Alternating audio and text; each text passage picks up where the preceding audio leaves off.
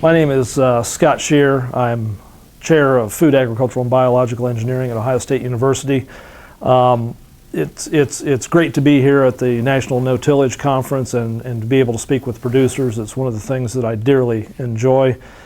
My talk, at least today, focused on the machinery industry and technologies, and specifically big data, and where we see big data going in agriculture. I also touched briefly in the presentation today, and I'll do again tomorrow a little bit more so, looking at the technical obsolescence versus mechanical life of modern agricultural field machinery.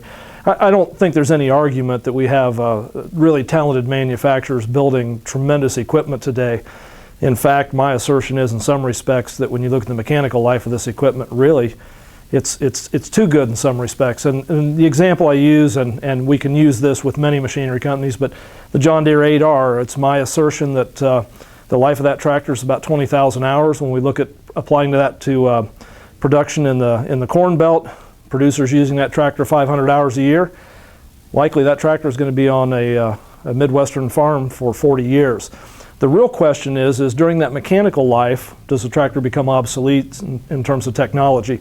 And I think that's one of the questions that I guess concerns me a little bit today is how do we keep technology current as the iron, and believe me, in the last several years there's been a lot of new iron introduced to farms, particularly here in the U.S.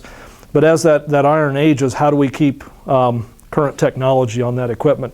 And so that's going to be a struggle upcoming in the future. The other thing, which I think is a trend that personally concerns me a little bit, and maybe some other people might weigh in and either support or refute my assertion. Since 1960, with the advent of the diesel engine in modern agricultural field machinery, what we've seen is, at least in the biggest tractors, a sustained increase of 900 pounds of ballasted tractor mass per year now for 50 years. I realize that manufacturers sell a broad range of tractors in size, but the big tractors keep getting bigger. One manufacturer is offering a tracked, essentially four-wheel drive tractor, if you will, at 685 horsepower right now. If you figure in the fact that you need 110 to 120 pounds of ballasted tractor mass per engine horsepower, suggests that tractor is going to be somewhere in the 70,000 to 80,000 pound category. As we look and continue this quest for higher horsepower tractors, more productivity, larger equipment in some respects, I keep wondering to myself if there's a compaction penalty that many of our producers are paying. It's about soil structure, it's about soil health, and we hear a lot of talk about that today, but I can't help think about the size of grain carts, the size of combines, even the size of tillage and planting tractors. I realize I'm at the No-Tillage Conference, but I also look and see what's going on around, at least in the state of Ohio, as well as many other Midwestern states, with equipment sizes. Grain carts of 2,000 bushels, I don't know when many of the producers today would have ever envisioned anything like that happening. And when we look at those axle loads, maybe a 75-ton grain cart in the field, I keep thinking to myself, especially some wet fall harvest and things like that, really what the compaction or soil structural penalty is in some respects. Perhaps because of automation, because of some of the technology, we're reaching a point in time where we might actually see a reversal in the trend of equipment size. And what I'm really talking about is going to fully autonomous equipment. I think for a long time people thought about automation as a way to replace labor. I don't think that's the case.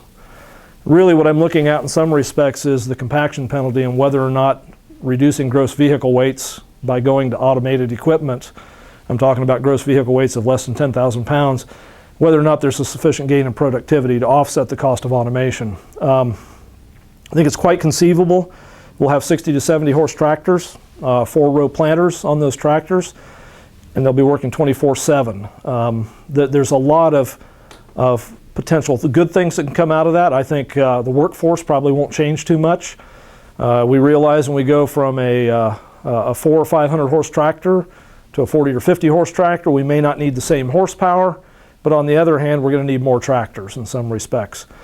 I also look in the Corn Belt the potential to move planter capacity around. Right now with modern ag equipment, 300-400 horse tractors, 16 24-row planters, it's very impractical to put that on a truck and move it anywhere in the Corn Belt. On the other hand, smaller autonomous tractors, narrow planters, 10 foot, We can load a lot of those on a tractor trailer and reposition them anywhere in the Corn Belt within 24 hours. And so there are some interesting things in terms of business ventures that come along.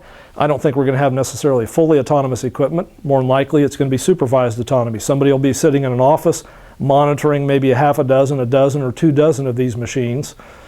And where they're monitoring the machines from may be substantially removed from where they're actually operating in some respects. And I liken this in some respects to what's going on with the use of military drones, if you will, to protect the nation in terms of the people that are actually monitoring and flying those versus the locations where they're being flown. And so technology affords us the ability to do things today that we probably never envisioned. And I think that technology is going to come more into play in agriculture over the coming years. When do I see things moving away from large 2-wheel drive tractors with front wheel assists? Such as the Case IH Magnums, the John Deere 8Rs. I think there's probably going to be some startup companies that come into the mix, create some technology that kind of gains some market share, and I think that's when some of the other companies begin to look at automation in a slightly different light.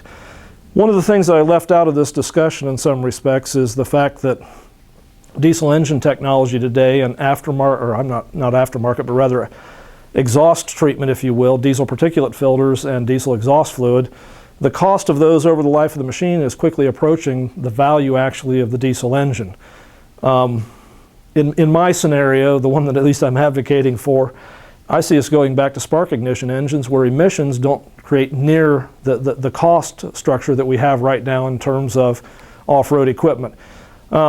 I realize there's a lot in terms of the regulatory side that we have no control over, and so I'm not suggesting by any stretch of the imagination that the blame rests with anybody in necessarily the agricultural sector, but it is a fact of reality, and for those of you operating new equipment, you realize and recognize the increased list price of this equipment, and then also the need to manage now diesel exhaust fluid during those times when you're in the field. And so I think there's a whole confluence of factors that may change the way we view agricultural field machinery.